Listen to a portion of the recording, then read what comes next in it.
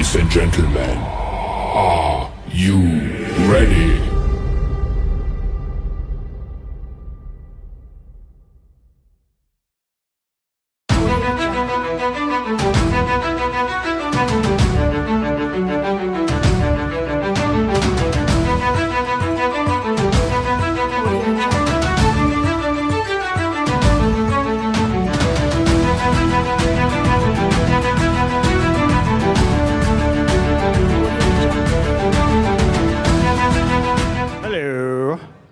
Good journey. Hi Ken. How are you? Awesome. Very hot, but awesome. It's grand. It's nice and cool. What about you? Airy. Nice to have you here again. Thank you. Thanks for having me. You're a resident right now. Yeah. Los Amigos resident artist. Yeah. So what we're doing here today?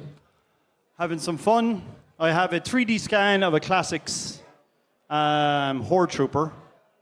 Best figure. I've cut him up a little bit on on ZBrush, so his arms are repositioned.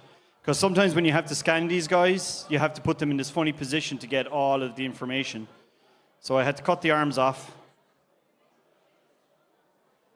But you can move everything. Right now. Yeah, I can just go in there now and just move the arm around. Wow. How's it going, kid? And I also have this kind of weird photo of a guy who looks a bit hungover. Oh. So I thought let's mix photography and 3D models to make a piece of He-Man portraiture. Do you know this guy? I saw him once, yes. You sure? It seems a nice guy. I don't know, I heard some rumors. Yeah? Yeah. Okay, also Ken wird jetzt gleich, er hat ein Foto von mir bekommen und er wird jetzt gleich mein Foto in den Horde Trooper Körper einbauen und dann könnt ihr mal sehen, wie er das so baut oder so macht. Cool. Okay, so will I just start scribbling? Yeah, start. Okay. Excelente. So the first thing I'm going to do is my usual. I have my own tool palette that I made for Photoshop. So I make a photo. Oh, let's fix a couple of things. Be embarrassing now, but let's just grab that and just put that there. Just get rid of the... Er macht mich jetzt schöner. Boop. Ganzen Schönheitsfehler rausmachen. Oh, das war lieb. Dankeschön. Desaturate. So there's a difference. More shadows. Aha. Wenn ihr Fragen haben solltet zu dem Thema, einfach Hand hoch, dann können wir gerne die Fragen einstellen. And the next one, let's make it look more like a cinema poster. Schon ein bisschen, it's weird to see myself in this format.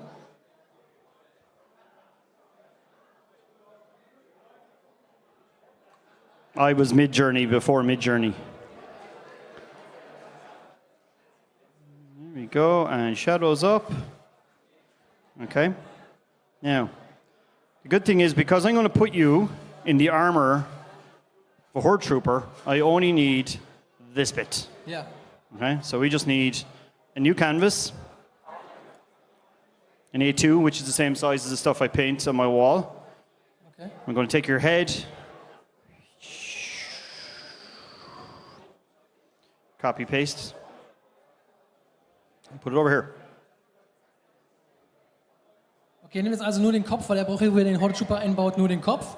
Den baut er jetzt auf eine neue Ebene und jetzt wird er wahrscheinlich gleich den Horde Trooper Körper dazu nehmen.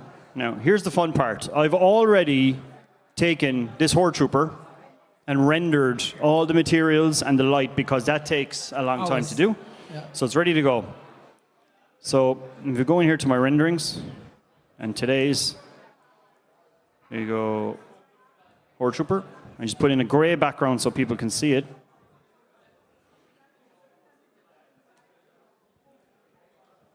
That is not great. There we go. So there's semi-decent render. So rendering is basically taking a 3D model, putting it into software to tell the computer to make an image of the 3D model. And I get to pick where I want to put my lights and my studio lights. Just like being a photographer with a background in photography working in 3D, photography really helps because you know how to set up all the lights for studio. Okay. So this is extra light, dramatic light, and then I blend that over my model. So now we have a reflective surface. Okay. And then the next one is more dramatic light. And one, I think I have 2 more, 3 more. Yeah. There's a gray armor we'll use for color reference. So basically it's the rendering image plus 2 light images or 3 light images and the reference image. That last one I did here, these 2 were very important to me because one of them is the dramatic kind of illustrative lighting, and this one is the translucency. So this is like, looks like the translucent layer on skin. Works really well on metal as well. Nice. So I was explaining to Axel Jimenez yesterday my whole process. It's basically, the way I make things is like creating custom action figures, but in the computer. Yeah. And then making it into a piece of art that looks like it's on the box. So that's the whole process. And it's been really fun because I can take my favorite stuff from classics, mix it with Origins, mix it with Nika, mix it with Mondo, and make something. So, like my Man-at-Arms is like, well, I love Emiliano's design for the armor for Mondo, so I'm going to use that. But maybe I prefer the gauntlet from Revelations, so I'll put that on. Okay. You know, so I can mix it all up. I translated this first. Yeah. So now that this guy, this is, look, we go back a step so everyone can see. We started with this, then we added gray, highlights, translucency, and that. There we go. We grab all of them, merge them into one, and then we go back here to camera raw filter, and we go extra shadow. This is a bit glitchy since my update. Let me translate this first. So, was gerade gesagt hat, ist einfach dieses 3D-Modeling, was macht. Der Vorteil ist, er kann aus allen Figuren, die er geil findet oder cool findet, kann er Teile rausnehmen, die scannt er ein und baut sie zu einer neuen Figur zusammen. Also wenn ihr jetzt zum Beispiel, nehmen wir mal den Horde Trooper, hat er den Body von Classics Horde Trooper genommen aus der Classics-Serie, er hat von Vintage Horde Trooper Teile genommen, er hat von den Origins, kann man Sachen reintun und das scannt er alles zusammen und nimmt sich dann die besten Teile raus und setzt sie dann zu dem Bild zusammen. Und so erschafft Ken komplett neue Actionfiguren, die es eigentlich so gar nicht gibt. I'm going to take this and put it here. Now, I rendered it very small, simply because we were doing this on a screen. If I had to do this at full print, it would take 8-9 hours. Okay. So we just match up where it should fit in terms of your height and how much of your head is going to fit inside. Okay? Like that. Okay, so I'm going to put this down for a minute so I do some cutting. Yeah. I can hold it when you. Oh yeah, that's perfect. Thank you. So all I'm going to do now is just lasso tool. So I'm going to magic wand. Actually, this one's better. Boom, boom. I'm going to cut the helmet off.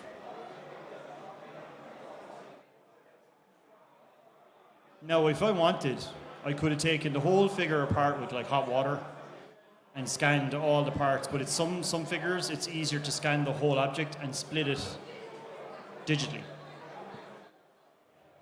Now you are now a dancing Horde Trooper. So we're going to scale your head down.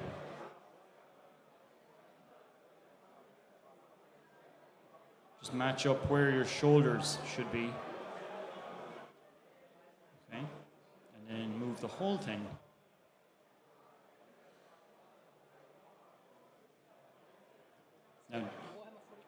Kinda, yeah. It's got that. The thing about action figures is they do have slightly different proportions, so you have to really work to get a human face back in. I just got some new tech called face transfer for one of my 3D softwares, but it only works on a PC, where we can take photographs and it'll make the 3D model from the photos using AI. But I haven't tested it yet. So now I'm going to go crazy painting. So. Because we have the basic setup, but I think what we need to do is you kind of look like John Travolta, who really needs to go to the bathroom right now. So you got the pose from me. So we're just going to cut off some pieces and align them better, so we can take off the whole abdomen.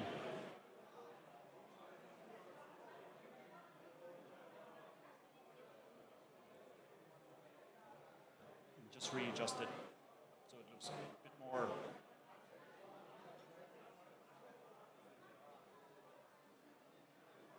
Now it kind of looks like you're kind of coming uphill. It's a good thing about some of the He-Man stuff. It's so modular. It's easier to just cut it up and stuff.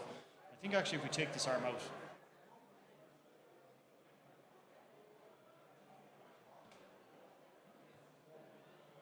because we put it back in and put it behind. Like I'm walking then. Yeah. So it's actually behind you. Now I'm going to come back and I'll bring the arm back in later on. So I'm going to leave that there just for reference for now. Actually, take it out altogether for now. And we need to paint in some shadows behind you and then the rest of the helmet. So. Also was er jetzt gerade gemacht hat, er hat das Bild an sich genommen, hat ein paar Sachen ausgeschnitten, den Unterkörper komplett ausgeschnitten und ein bisschen neu arrangiert, dass man die Posen besser hinkriegt, und er hat den Arm abgeschnitten, um ihn nach hinten zu setzen. Jetzt sieht es ein bisschen so aus, als ob ich jetzt quasi so laufe. Und das kann man im Photoshop sehr einfach machen. Also er kann es sehr einfach machen. This is the first time I've ever done Photoshop live where it's like an interview. First time on stage. Oh no, first time not me going, hi, I'm going to do this. This is the first time where it's like, hi, welcome to the Friday night talk show. Okay. You can try this from your bucket list. So I'm just painting in now. Wrong layer.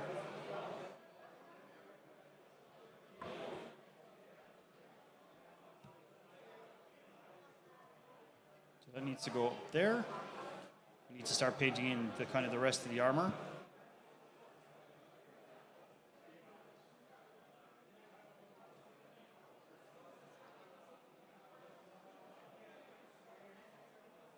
Like that. See, and now what we want to do is we got to go, okay, here's the shoulder. And it aligns with where your shoulder would have been. So we know that you're sitting in this big, huge, bulky armor. Okay? And then we're going to go and take your face. Just the face. And put that on another layer again. Also er hat jetzt quasi mir gezeigt, dass die Schulter jetzt richtig sitzt. Man konnte gerade sehen, dass die Figur von der Schulter her mit mir quasi abschließt. Deswegen hat er das separat genommen und ein bisschen gedreht, um diesen Effekt zu erzielen, dass es natürlich aussieht. Jetzt ist das Gesicht dran.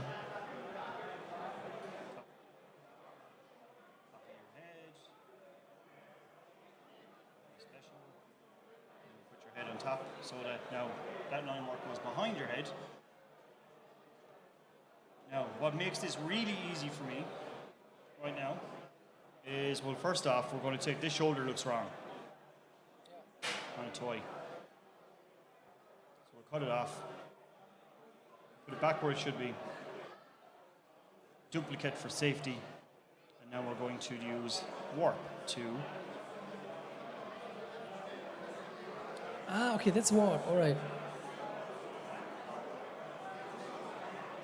When we think about the movement, you know, with action figures, it's fine, but we think about this armor moving in real life. You know, go down behind. Yeah. So it's really looking like Warhammer 40k. You know, so now... we'll drop in the background. So when I do my artwork for the He-Man stuff, I actually have this. These are acrylic paintings, really big canvases. I paint them by hand and I photograph them so that when I start my artwork, I can block in really fast. So I drag that in. It looks like Rudy Obrero style, Frank Franzetta, very He-Man 80s inspired clouds. And I was doing a lot of digital painting for years. And it still ended up that the best way to get authentic looking clouds was to actually just paint them. And then we have this cloud, which is just cut out of a canvas.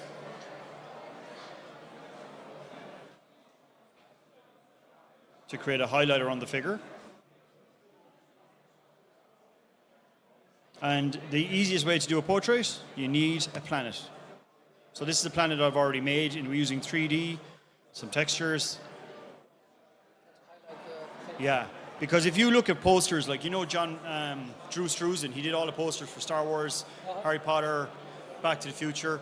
A lot of his stuff starts with a circle and a triangle to get the structure, to create all the characters and the narrative, and then enough room on the bottom for the text and the logo. So we'll put in a planet and we'll fade it off so it looks like it's faded off by the atmosphere. It's faded off by the atmosphere like that. I'm Irish. I can talk really loud if you want.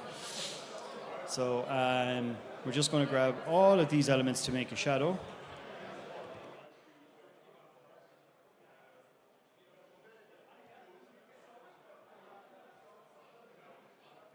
Daniel arrives.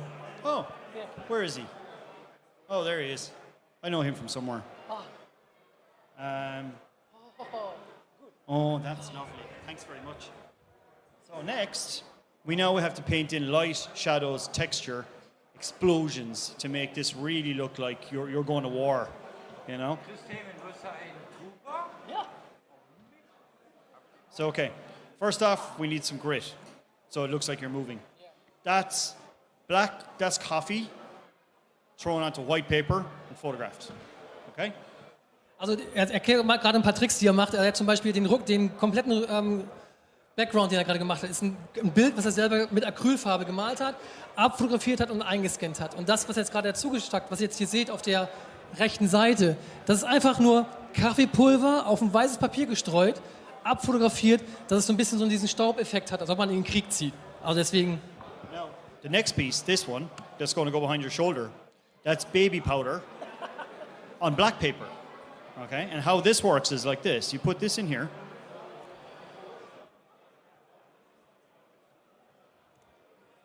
We make all black transparent. It goes behind your shoulder. And we use that to highlight the silhouette. A very old school Frank Franzetto, chiaroscuro, 14th century painter technique. That it gives us more. And it also, because it looks like there's light particles hitting off the model.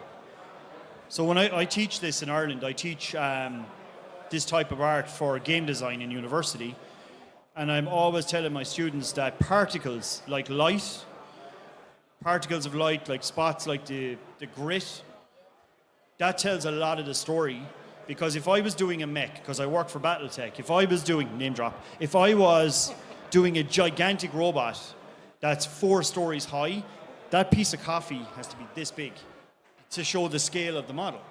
But because you're a human size and you put your huge Horde Trooper boot down, a lot of dirt jumps up, okay? So right now, actually, because I cut your arm off, and it actually looks like you're going for your gun. Like, you know, like FBI. Stay where you are. Yeah. So an easy way for me to really, let's go crazy with this now. We're going to add an element of light behind your head, very movie poster style. The Messiah. Oh, there you go. Okay, now we got to do a vignette shadow, which is a very old school sfumato Italian painter trick, which is we add some shadows on the sides to frame our piece. Like that. Okay. And now we add atmospheric perspective. And what that means is I go back into my particles file and I made these. These are done with Procreate on my iPad, just smoke brushes and paint and oil paint. And I can just drag that in.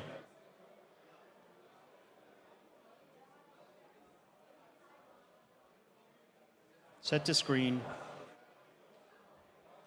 And do another copy of that and put it behind you. And it's all about building up layer upon layer of fade and fade and fade to create more and more atmospherics. Okay, so if I go back to let's say go back to my cloud backdrops, do I have anything else I want to add there? We'll use the Star Wars rule. Yeah. You know what the Star Wars rule is? You add a second moon. Now it's definitely not Earth. Okay? You add a second moon. Exactly. And then we add some space particles. Now the space particles, I'm with a group called, online stock group called Neostock, and we share assets among the different artists who these are sold as to other artists who want to do space or fantasy book covers. So I did a load of tentacles that other guys use for making horror book covers and zombies and stuff. But then one of the guys just rendered out loads of space and he gave me the particles, so I'm able to just drop in. Okay. Like I could go off and do another 50 sheets of baby powder, but I have space that was rendered from Cinema 4D. And then I have mixes of things like this is oil paint mixed with alcohol. And I use that to do the water effect in the background of my merman piece. Oh, okay. Nice. So it's great for, and lava. But my favorite lava, when I'm doing my Snake Mountain stuff, is just in particles. This is my lava.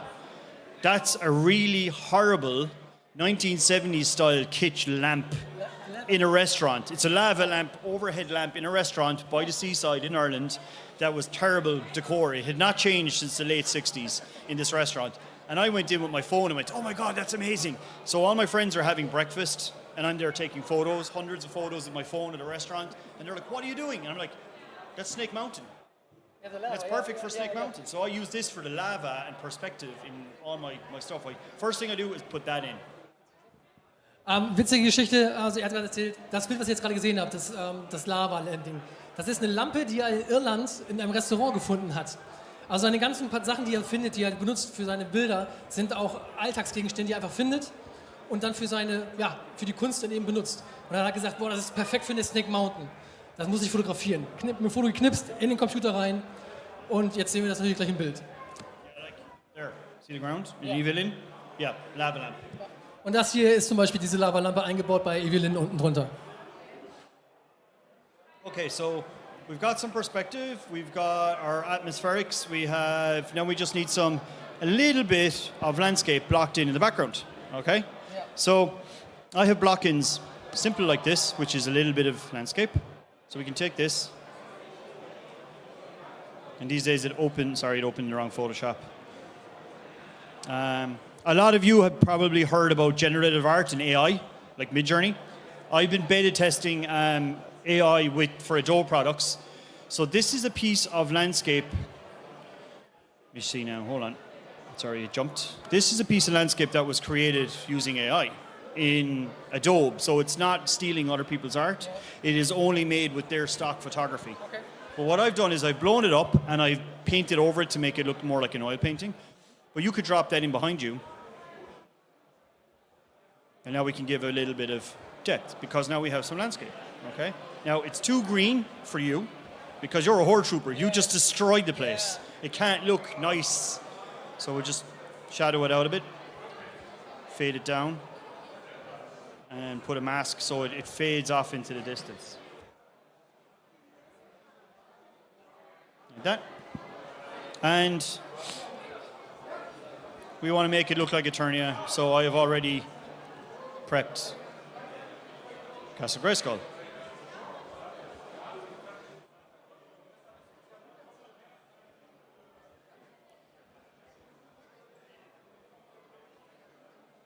Also was ihr gerade gesehen habt, er hat gerade erzählt, dass ihr kennt ja AI, die künstliche oder KI, die künstliche Intelligenz mittlerweile, die benutzt wird, OpenGPT und sowas alles. Er benutzt auch künstlich intelligente Programme, die ihm Sachen generieren.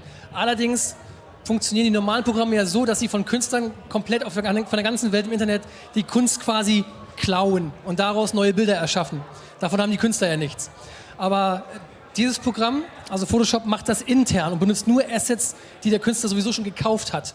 Und daraus generiert die KI in Photoshop neue Assets, neue Grafiken, die er dann benutzen kann in seinen Bildern. Und deswegen kommt da niemand zu Schaden. Das ist halt seine erschaffene Kunst.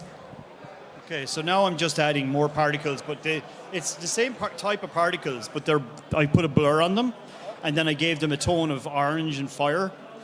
So actually baby powder with... Yeah, you can literally just grab baby powder, drop it in,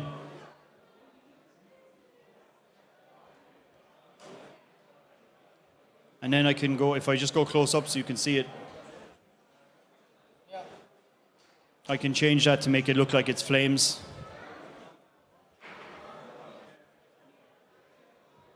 So I've created just many different ways that it's already saved as the colors I need, or it's saved as a Photoshop button to make it orange. We can bring it in and see, add more flames there. And because a lot of work I do is for things like, well, the He-Man stuff, and Battletech, it's basically all lightning bolts and lasers. So, stuff like this. So if you were doing a He-Man sword, boom, drop that in, or the flash. You know, I have a very good friend who's an artist for 2000 AD, so Judge Dredd, and he's from where I'm from, Limerick in Ireland, but he knows the guy who works on one of the guys who works on the Flash, and the guy who works on the Flash uses 3D to do all the poses, and then for lightning bolts, you just have a full file of lightning bolts for putting on your Flash. You know, so I'm happy with how this looks in terms of a composition, but what's missing now is your head still looks too, well, not so much human, but too clean. There's not enough shadow. So we need to paint over that. So we're going to do a layer of just painting shadows. With big soft, and this is actually where most of the work is done. There's this big shadow here under your chin. That's a very classic 14th century Italian paint technique that to bring the head out, you put a shadow under the neck. There needs to be a lot of shadow there behind because, you know, that's in the background. So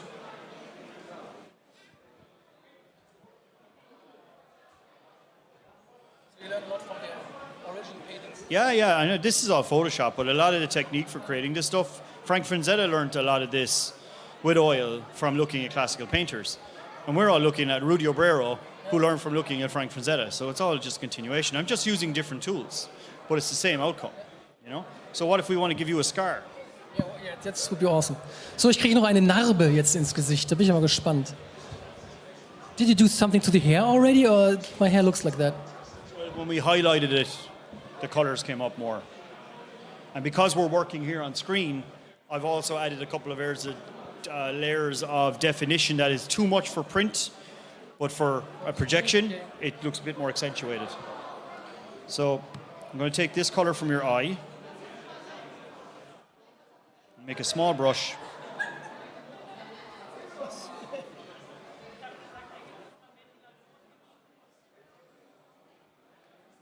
And your teeth's a good color for this. Here, look.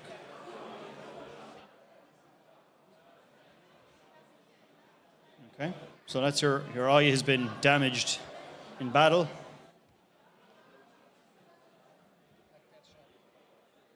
Yeah, and we take what we call a hard edge brush. Ah, okay.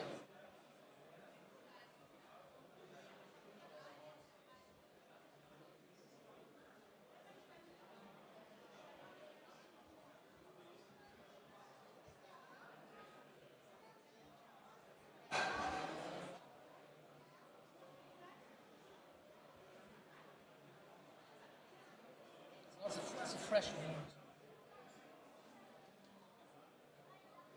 Yeah, and all of these little elements, like if it's a fresh wound, you know you were just in battle. It's not 50 years old, you know. It's not pink and like the guy in Avatar who's got the three lines, you know. So all of these little elements, especially with concept art for a game, you need to think about all the detail you put in is not just making something cool. It's about how it tells a story. Yeah. So obviously you're a horde trooper, so what do we want on this? We want it red. Erzählt gerade, dass die ganzen kleinen Effekte, die jetzt reingemacht hat, die Partikel, jetzt die Narbe im Gesicht und die ganzen Highlights im Hintergrund, das ist nicht nur dazu da, das sieht geil aus, das ist cool, das soll eine Geschichte erzählen. Also der Künstler, also Ken in diesem Fall, will damit eine Geschichte erzählen. Man sieht, okay, ich bin gerade im Kampf, ich habe gerade was abbekommen und was steckt dahinter? Woher habe ich das? Warum? Wieso? Diese Gedankensprünge kann man damit sehr gut anregen. So I'm just going to cut out the red logo. The logo from your suit.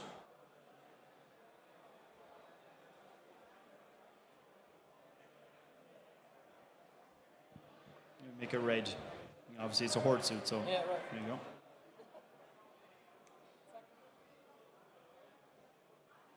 Now here's the fun bit. Your face has been in battle. You've got a scar. Your suit's too clean. Yeah. Your suit's way too clean. And kind of slightly pink.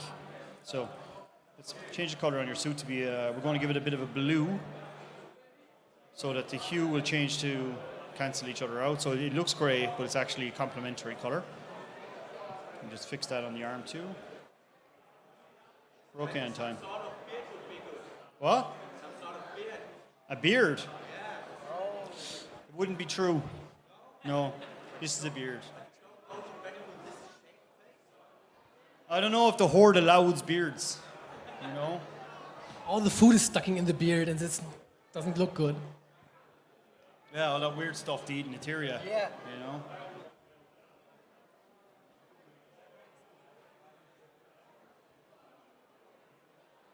Are you checking your Tinder? Shh. Okay. The last thing I do before this goes to... The big part of this is when you're finished with the shape, which is the overall composition, I put it on the iPad, or I put it into a program called Painter, and I paint over the whole thing to make it look like an oil painting.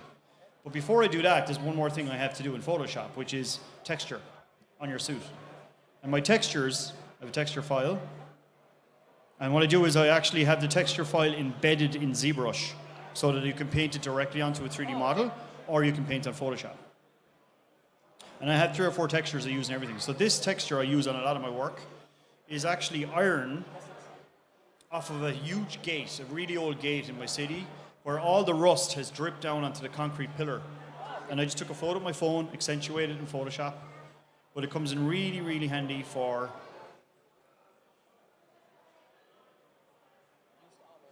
creating textures on my armor. Das war wieder jetzt ein Beispiel, das Bild, das er gerade benutzt, dieser Rost, den hat er an einer Straßenlaterne gefunden. Er hat eine Straßenlaterne, wo der Rost auf den Gehweg draufgetropft ist irgendwie mit der Zeit. Davon hat er ein Foto gemacht und das baut er jetzt hier ein. Und so funktioniert sehr viele Effekte, die er in seinen Bildern benutzt. This is called my dragon texture, but it's just a tree. You know, it comes in very handy for organics. This rust is great for robots, and for skin, I actually use concrete. Okay. Because it's very porous. So when you're doing alien skin, or you're doing damage, or if you're doing especially enemies, because you need to look a bit more busted up.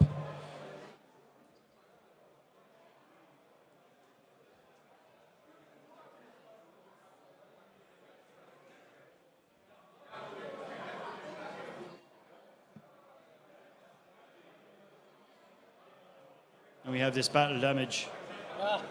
I use that for my robots that have been hit by big, huge bullets, but it has dented the armor. I use that for battle tech quite a lot. But you can use it on a face as well.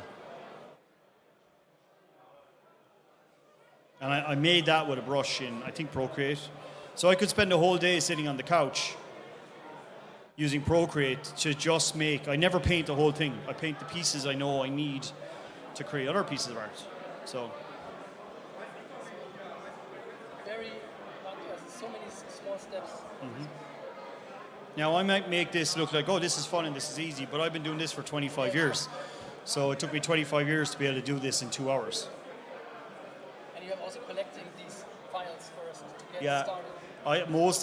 Most of the stuff is my own, which means I've been collecting my photos for 20 years. Also Ken macht das jetzt 25 Jahre, also es sieht jetzt leicht aus, dass es wieder so zack, zack, zack, zack, aber er macht es jetzt seit 25 Jahren und seit 20 Jahren, jetzt krieg ich sogar Vampirzähne, guck mal. Seit 20 Jahren sammelt er Bilder und Grafiken, dass er sein Portfolio hat, wo er seine Effekte und Inspiration rausnehmen kann. Do you know how much space it takes on your computer or how many gigabytes in data you have for just the graphics? I have an archive of 20 terabytes of imagery for my work, but some stuff I build, I did a cover for Morbid Angel, that metal band, and that cover was 6 gigs as an image when it was finished with over 200 layers. Also seine Sammlung an Bildern hat über 10 Terabyte. Das sind nur Fotos und Bilder. Und wir reden jetzt nicht von den Artworks, die er fertig gemacht hat. Das sind nur diese kleinen Partikelteile oder Effektteile, 10 Terabyte. Und das größte Foto, was er gemacht hat, war nur das Bild 6 Gigabyte. Okay, so I'm just saving your file, and so let's check. We go to my desktop. If you're just interested in files, so you are currently 2.34 gigabytes. Also ich bin jetzt 2,34 Gigabyte groß. Woohoo! So, for instance, when I do Battle Cat these days, in any of my when I pose the 3D models for Battlecat. The hardest part of Battlecat is getting the stripes in the right position. So what I do now is that's Battlecat. So that gets dragged onto the model. So it gets dragged onto the model, onto the body, and then that will actually fit around the muscles, so it's in the right place for getting the right pose. You know? Das, was ihr gerade gesehen habt, war Battlecat. Also er malt ja auch Battlecat und die Streifen sind das Schlimmste an der Katze. When I do so this is He-Man's eye. It's my eye with a macro lens. So it's a very, very close-up photograph of myself with a camera with a macro lens is for taking very, very small objects. Looks like there's something like a finger pointing on your eye. Oh yeah, because it's my hand holding the lens, photographing my own eye, reflected in my face, because there's a big studio light. That square is the huge studio light behind me. So, you know, I spend a couple of hours just photographing my eyes. And then the texture I use for He-Man fur is a cast of Titus or Megator fur. I took it off, I put it into silicone, I made a resin one, and I painted it to get the highlights so it looks like a painting, and I use that to fix the fur in my pictures. And then this is paint, just paint. Now I didn't do these ones, these are from my sharing group, but you bring this in, and you get the texture that it was like a hand-painted piece of art. You get the used look, more used look von die Arme. So if I was finished this now, okay, we could spend another 30 hours detailing. So if I want to finish this, I'm going to say save. Because we have, 12 minutes? So duplicate. So I'm going to make a copy of the file. So I save the master file, and for painting, I copy the file. Flatten it, which is in Photoshop where all the layers become one layer. And we have this new trick in Photoshop, which is great fun, where I don't have to cut you out anymore. I press select subject.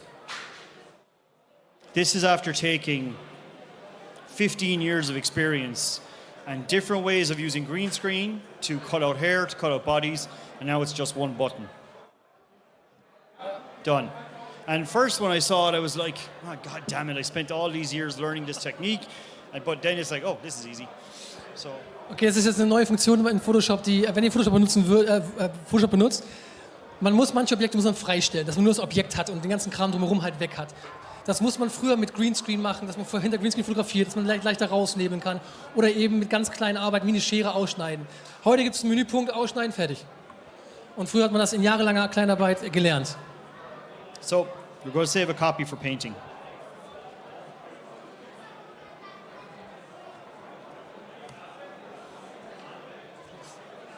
Quite awesome right now, already. Needs a lot of work on the colors though. The colors are just too much hue saturation, but we're going to do a little demo on the paint technique, bring it back to Photoshop and do a color finish. Okay. Because what's really fun for me is I work, when I'm not teaching game design, I teach photography in the film department. So I talk a lot of the guys who actually grade film for movies, and we have a lot of the same techniques to get more cinematic realism into the work. But because I'm doing He-Man artwork, it needs a pop of color that gives you that 80s buzz. Because that's what we love. If you look around, all the artwork here has a big punch of color, always did. So that's ready. So we're going up. Now, I don't use this program as much anymore because now I can do this on Procreate on my iPad, sitting on my couch watching cartoons.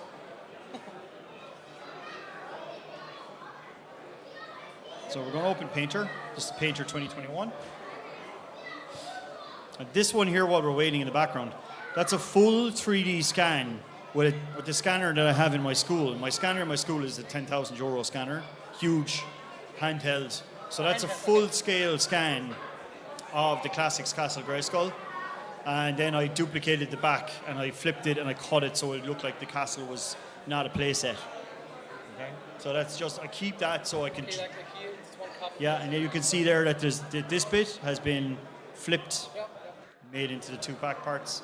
But it's so much fun because you have this digital model that you could pose, you can change the perspective, you can change the lights, you can... This is the one I use for my magic card that says Castle Grayskull at dawn. But if you look at the old paintings by, I think it was Monet, He did all the paintings of the Notre Dame Cathedral. Every painting is the same angle, but it's at dawn, dusk, midday. So taking that inspiration from the Impressionists to be able to go, I can now change the lights, make Castle Grayskull in the evening, change all the lighting, sunsets, apocalypse, you know. Also was ihr gerade gesehen habt, die Castle Grayskull ist ein 3D-Scan, den er selber bei sich in der Firma gemacht hat, mit einem Handheld-Scanner. Also ihr habt so ein Handheld-Scanner, so ein Gerät in der Hand, wo ihr dann über das Objekt lauft und dann diese Burg eben scannt. Und das ist die Castle Grayskull Classics. Um die halt so richtig darzustellen wie eine richtige Burg, hat er eben das eine Teil abgeschnitten, dupliziert und auf die andere Seite gesetzt, dass ihr quasi eine geschlossene Burg habt. Okay, just some final bits. Here's you in Painter, and you're like, let's say we want to really get that kind of painted finish on your face. I need one of these kind of types of paintbrushes now.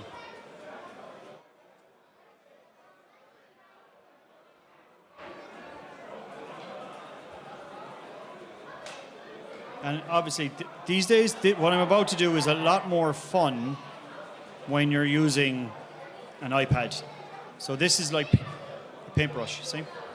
But it's not like Photoshop where you blur something and it just looks like it's Photoshopped.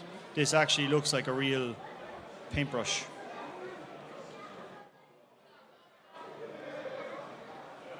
So if we could just go closer so you can actually see the texture technique. You can see it actually looks like a paintbrush. Yeah, right. Because if you look closely at a lot of fantasy art, like, because I get books about Magic the Gathering, I love looking at the William George, the Rudy Obrero, but I'm not looking at the whole piece. I want to look really close at the brushstroke, what brushstroke he used. Okay. So if you look at some of Rudy's work, the bad guys in the background are not highly detailed because the detail has to be in the foreground. And that comes from photography. That's depth of field.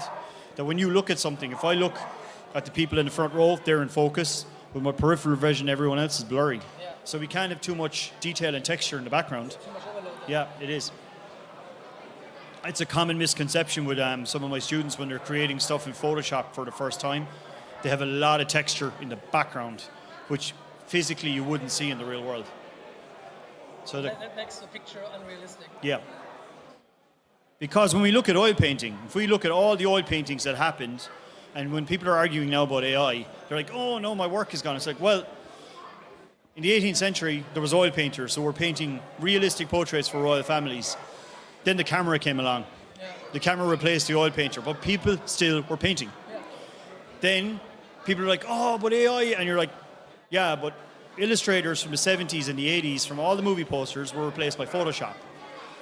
And now, your work in Photoshop and 3D and photo manipulation, some of it, not all of it, has been replaced by AI. Yeah.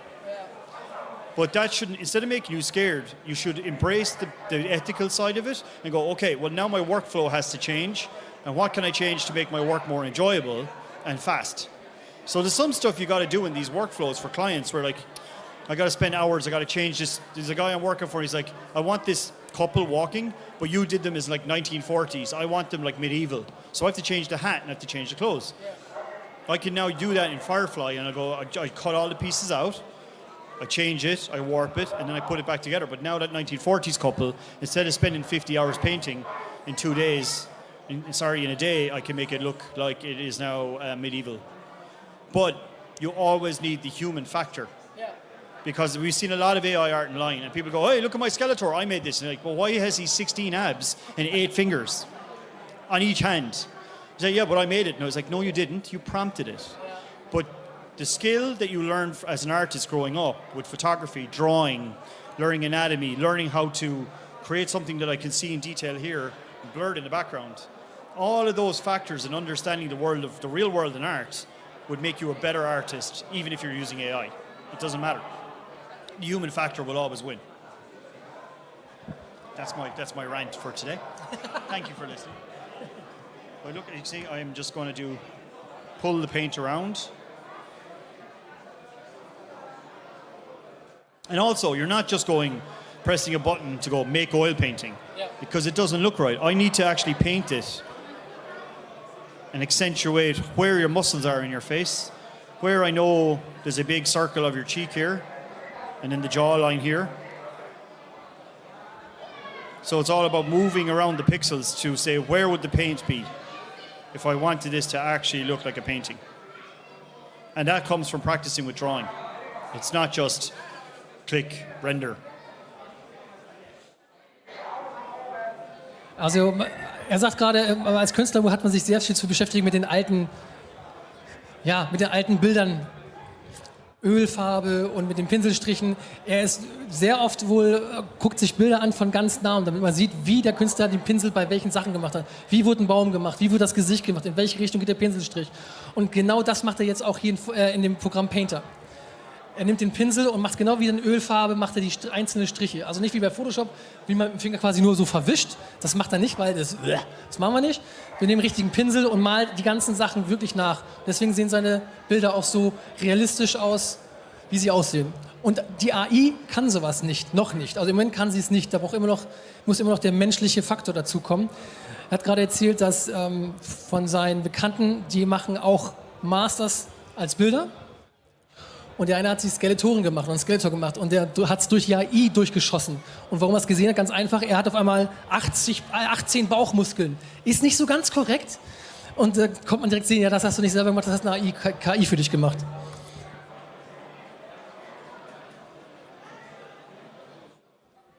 Awkward silence. We're almost finished right now on the panel. Yeah, so I could keep going on that for hours and hours and hours. But now you can see that even when we look further back, your face is now looking more like an oil painting. Yeah. You know, like a proper Master Universe box art. That's what we want. So you can see that even though what have we done today? We've used 3D, photography, photo editing, digital painting, 3D rendering, and digital paintbrushes. But there's so much stuff that has to be factored in for it to work. Yeah. And another thing is there's something that I've done naturally, but we haven't talked about, negative space. If this was going on a piece of artwork, I need to know the dimensions because we have all this space to put in text or the brand or the logo. So the artwork cannot fill, the subject cannot fill the entire composition. You're perfectly fitted to sit on a magic card now. Yeah. You know? I want this, you know that? Yeah, I know you do. I know you're hinting. So we want to save as. And we got Painter, so I'll call it Painter_B, so I know that that's the one. And this program saves it as a Photoshop file. So when I open in Photoshop, it'll have all of the things going on. But if I go in here and go, just write maybe hopefully card. See if a lot of that stuff's on my external drives. Let's just see. Oh yeah, we've Evelyn's card. Merged. So Evelyn is like 2 gigs of a card. Because even though the cards are printed this big, I still make the artwork this big. Okay. So you use now seven or 9 different styles to create this. Techniques, yeah. And so far 4 pieces of software, not including Procreate. So there's the Evelyn card, but let's just drop out Evelyn. We close Chris, go back to my desktop. And we find Chris Painter B. Sorry, we go to Evelyn and make sure we're on that layer. And we drop Chris in.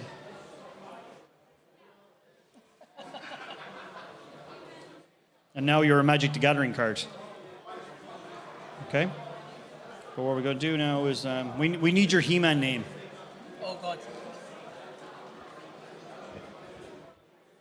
What should I get? Was für einen He-Man-Namen soll ich haben? Wie soll ich heißen im He-Man-Universum? Hat jemand eine Idee? Sofort. Sofort. Nein.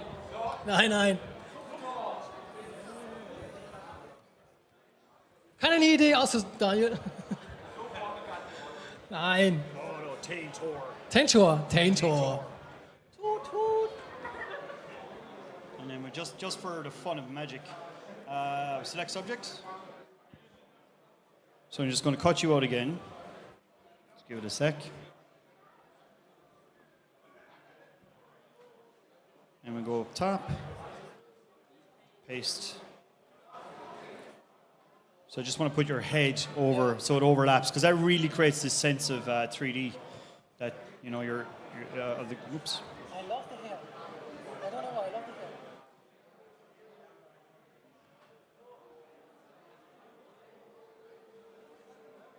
Looks a bit guy from Matrix Part 1. And legendary creature, we're going to call you General.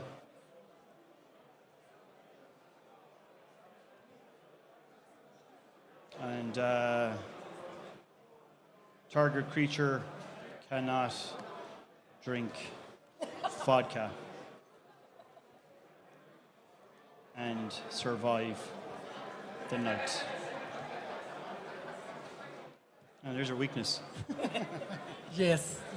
There you go. Now you're a magic card. Awesome. Thank you very much. And we're done. Awesome. Das war Ken Coleman. Und sein Live. Sehr, sehr cool. Sehr, sehr cool. Thank you very much for doing this. It's crazy. Huh?